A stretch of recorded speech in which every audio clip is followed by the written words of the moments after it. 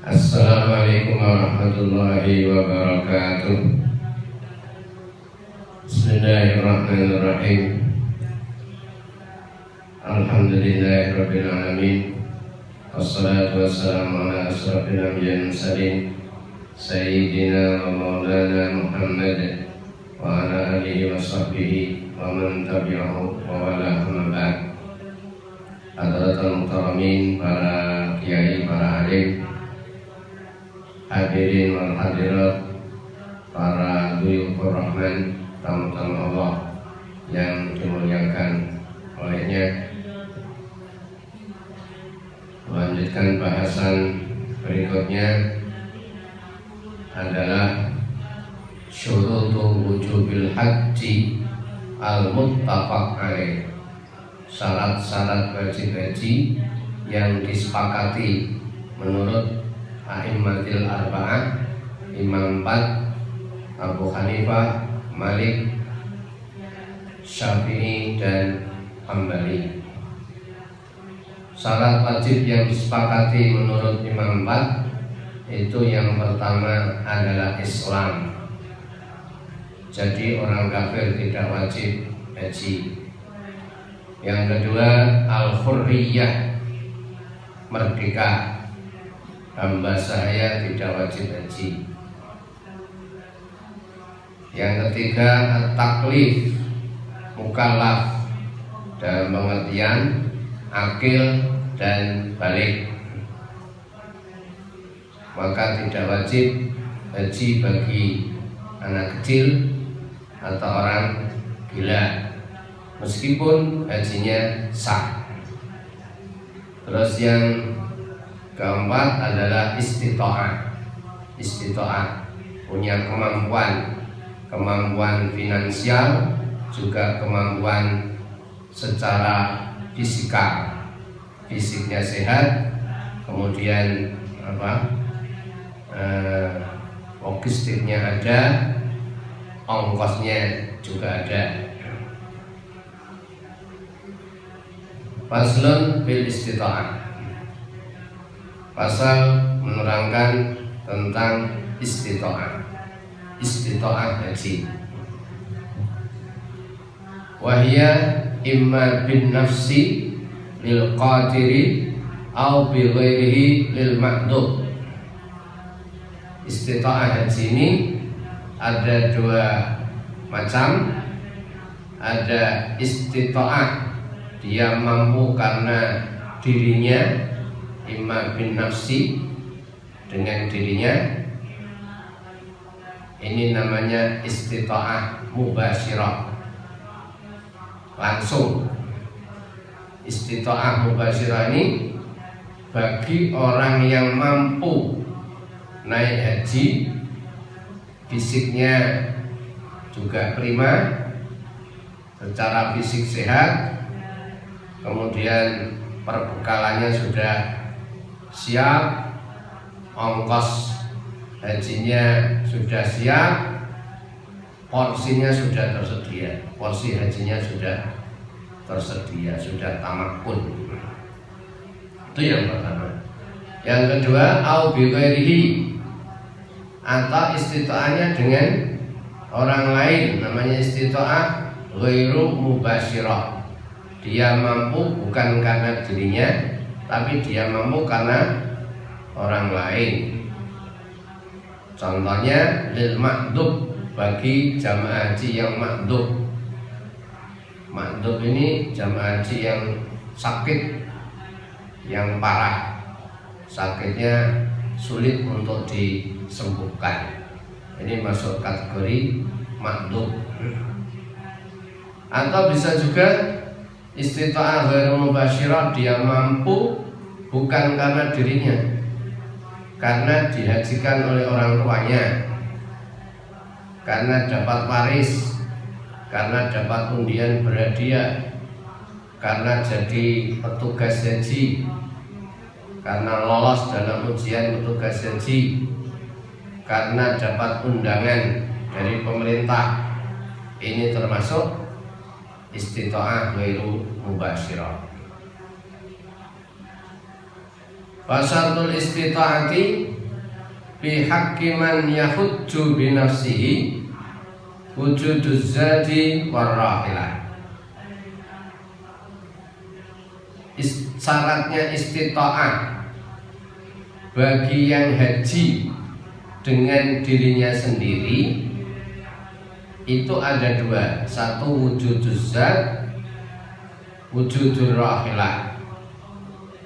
Biayanya ada, sangunya ada, tiketnya ada, dan yang kedua adalah kendaraan. Kendaraannya sudah tersedia.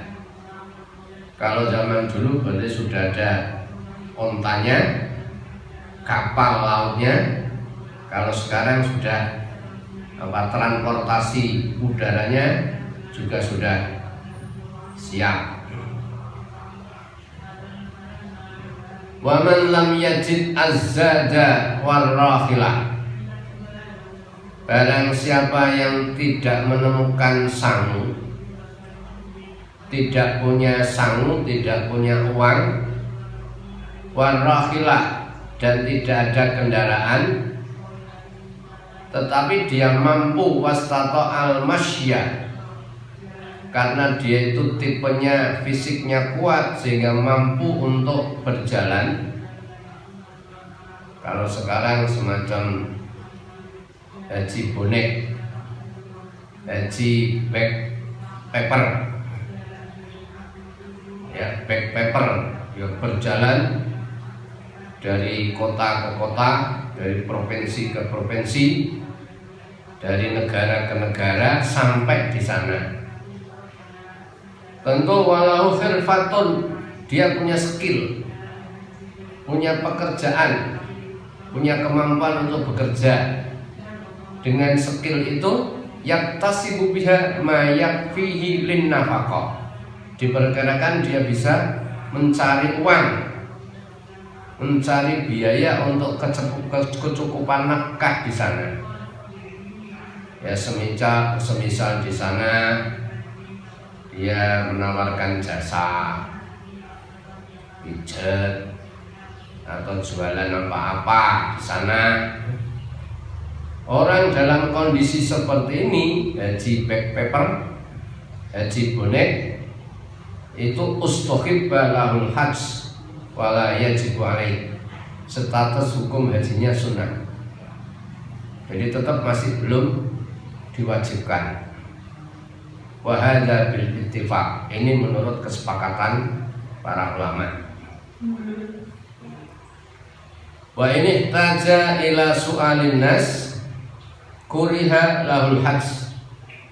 Kalau dia butuh meminta-minta di sana,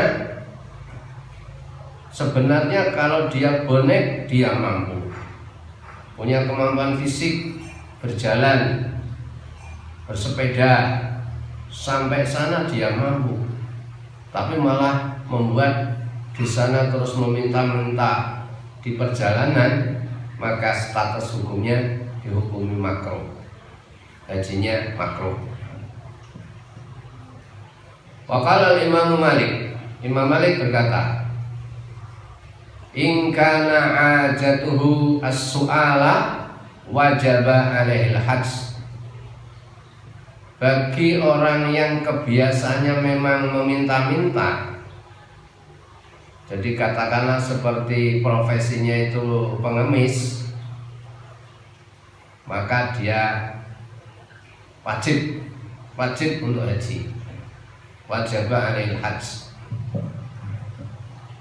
Ini kata Imam Malik. Berikutnya, waman ghasaba malan. Barang siapa yang menggasap harta. Menggasap harta itu pengertiannya bagaimana? Umpamanya dia itu mengambil uang dari uangnya orang banyak, uang bendahara negara, diambil untuk dibuat haji. Fahajja bihi, dia nggasap harta untuk haji. Audabatan, atau dia menggasap kendaraan, menggasap pesawat, perahu, kapal, dan seterusnya, sampai dia sampai ke sana. Fahajja alaih, dia bisa haji dengan hasil gasaban, pesawat gasaban. Sahha haji, hajinya dihukumi sah menurut Imam 3. Meskipun dia tergolong orang yang asyan, wa ingkana asyan, dia maksiat, berdosa, hajinya sah tapi berdosa. Layaknya seperti orang yang sholat menggunakan pakaian gasaban, sholatnya sah tapi dia berdosa. Berdosanya karena menggasap. Imam 3 selain Imam Ahmad itu mengatakan sah. Tetapi kalau menurut Imam Ahmad, wa qala Imam Ahmad rahimahullah, la yasihhu hajju, dalam kasus haji dengan cara menggasap uang, ini dihukumi tidak sah hajinya. Hadirin rahimahullah, bagaimana dengan ma'dhub? Wa ammal ma'dhubu al-ajizu anil haji binafsi, orang yang ma'dhub, orang yang sakit, yang sulit untuk sembuh, tidak bisa diharapkan kesembuhannya, tentu dia tidak mampu untuk melaksanakan haji dengan dirinya sendiri karena faktornya liharomin, dia sudah pikun, au maradin la yurja bur'uh, atau karena sakit yang tidak diharapkan sembuhnya, hajinya lansia. Fa in wajada ujrataman yahujju anhu, orang ma'dhub dalam kondisi seperti ini, kalau dia menemukan ongkos untuk bisa ngongkosi orang untuk menghajikan dirinya, maka tetap dia wajib haji. Jadi umpama saya contohkan, ini orang kaya, uangnya banyak, dan sudah terdaftar di Kementerian Agama, sudah berhak berangkat untuk tahun depan. Jadi sebelum berangkat dia terkena sakit yang parah sampai tidak bisa diharapkan sembuhnya, stroke berat atau diabetes berat, tapi dia punya uang banyak. Seandainya dia mocokno, bayari orang untuk menghajikan dia, meniabahkan dia, maka wajib hukumnya, tetap wajib haji. Fa'ilam yaf'al istaqarral hajju fi dhimmatihi inda salasah. Kalau dia tidak melakukan mencari orang untuk menghajikan dirinya, wis 90% nggak sembuh, 10% sembuh, wis tidak ada harapan, tidak ada harapan untuk kesembuhannya. Kalau dia tidak melakukan untuk memerintahkan orang untuk menghajikan, maka kewajiban hajinya masih tetap dalam tanggungannya. Ini menurut Imam 3 selain Imam Malik. Jadi itu menurut Abu Hanifah, Syafi'i dan Hambali. Sedangkan menurut Imam Malik, waqala al-Imam Malik, Imam Malik mengatakan dalam kasus al-ma'dubu, ma'dub yang kriterianya seperti di atas, yang tidak bisa diharapkan sembuhnya, lansia yang sudah di atas 100 lebih, berjalannya saja susah, la yajibu alail hajj, dia tidak wajib haji. Kalau dipaksakan maka akan mendatangkan banyak madarat di sana. Hadirin rahimullah. Sedangkan persoalan berikutnya, bagaimana dengan persoalan al-a'ma, orang yang buta? Apakah orang buta ini wajib haji? Ya, di sini ada penjelasan. Wa amal a'ma idza wajada man yaquduhu wa yahdihi at-tariq yajibu 'alil hajj. Orang yang buta, jamaah yang buta tapi kaya. Jika dia menemukan orang yang bisa menjadi pendamping, yang bisa nuntun terus di sana, yang memandu terus sampai di sana, yajibu 'alil hajj, dia wajib haji. Contohnya bisa pemandunya berupa keluarganya, anaknya, maka berangkat karena itu wajib. Masih buta tapi ada yang menjadi guide-nya, ada yang menjadi pendampingnya, bisa dari keluarga atau bisa dari anaknya atau orang yang dibayari oleh dia, maka tetap wajib haji. Dia sendiri yang berangkat, tidak boleh diistinabahkan kepada orang lain. Wala yajuzu lahu al-istinabatu indal a'immatis salasah. Dalam kondisi orang buta, jamaah buta, tidak boleh digantikan, tidak boleh diniabahkan oleh orang lain menurut Imam 3, Abu Hanifah, Imam Syafi'i dan Imam Malik.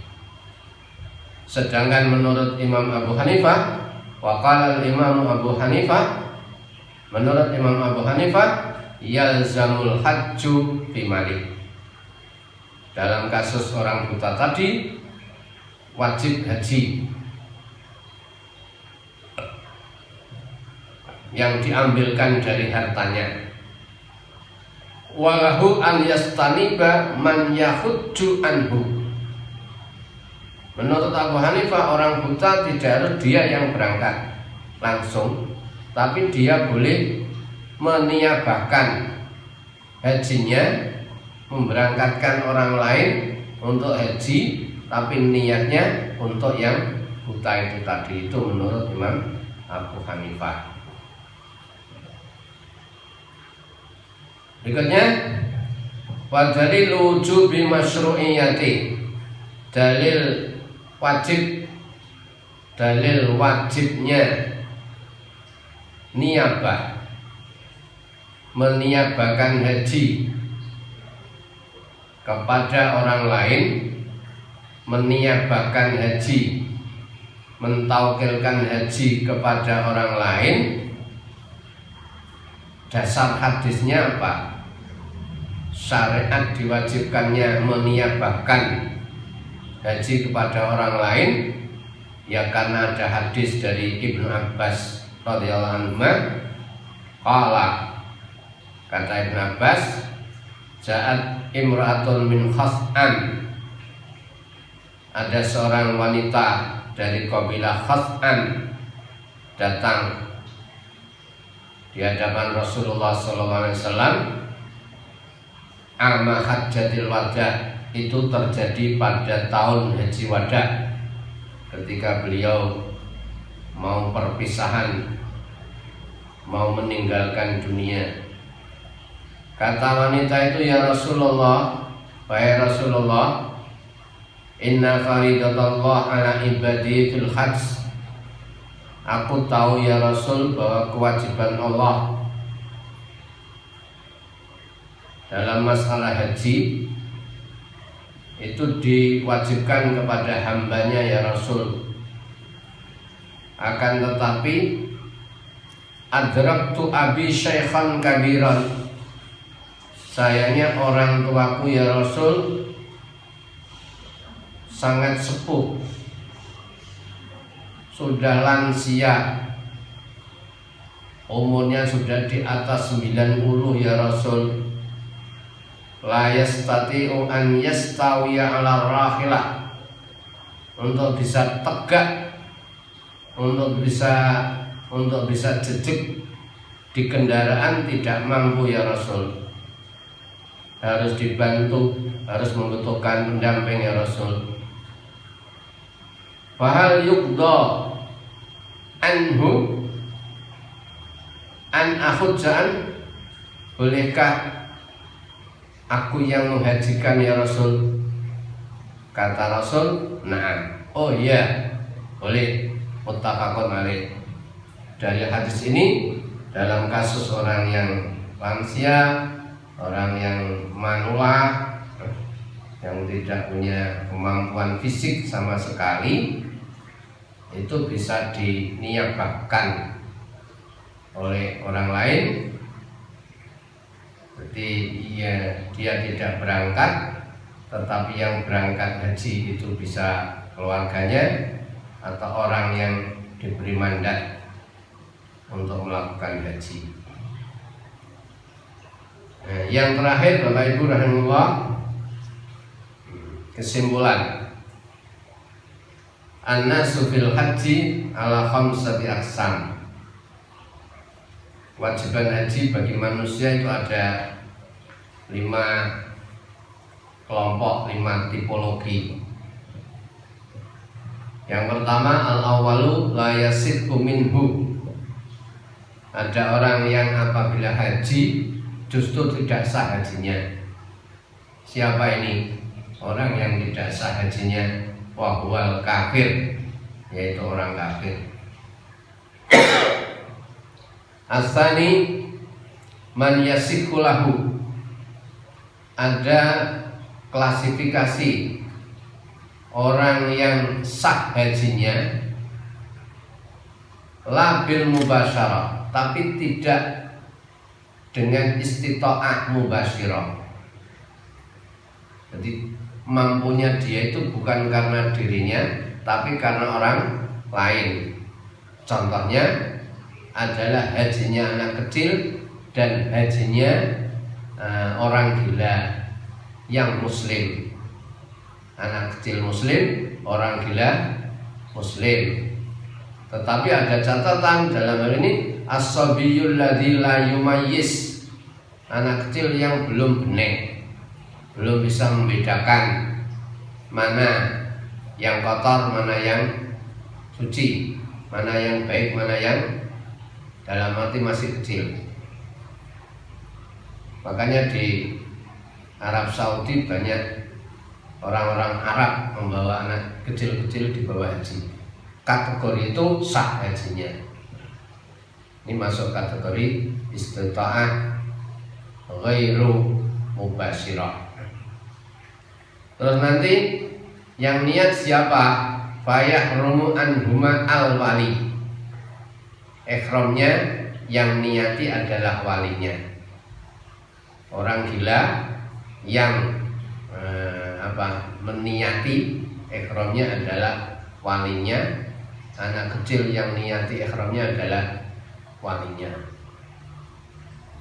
Yang ketiga, man yasihu minhu bil mubasyarah. Orang yang sah hajinya, istita'ahnya masuk kategori istita'ah mubasyirah, yaitu wal muslimul mumayyiz, orang Islam yang sudah mumayyiz, orang Islam yang sudah benar, sudah akil dan sudah balik. Muslim yang mumayyiz, Islam yang sudah pintar meskipun masih kecil tapi pintar, atau dia hamba. Ini tipe hajinya sah. Yang keempat, man yasihku minhu bil mubasyarah. Orang yang sah hajinya, istita'ahnya termasuk istita'ah mubasyarah dan sudah dianggap cukup dalam menunaikan haji Islam, wa yujzi'u an hajjatil Islam. Siapa kategori ini? Wa huwal muslimul mumayyizu al-balighu al-hurru, yaitu orang Islam yang mumayyiz, yang sudah benih dan sudah balik dan sudah merdeka.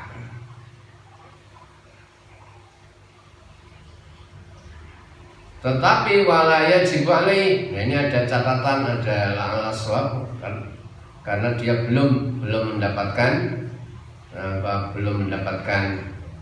ongkos.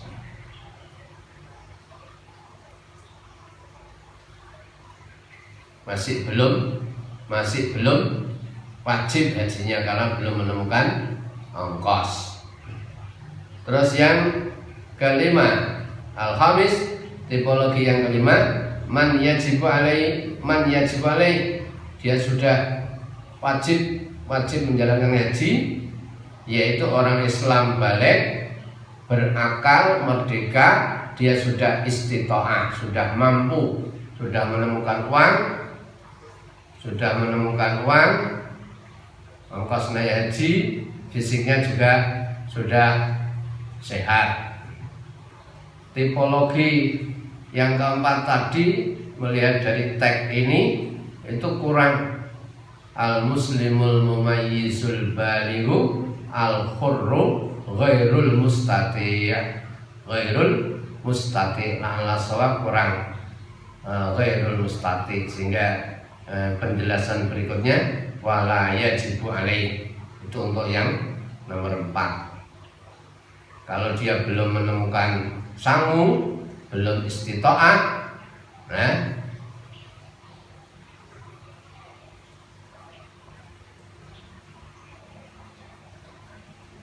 itu belum wajib, hajinya belum wajib. Hadirin rahimahullah, demikian penjelasan singkat, mudah-mudahan bermanfaat. Hadanallah wa iyyakum lima yuhibbu wa yarda. Wassalamualaikum warahmatullahi wabarakatuh.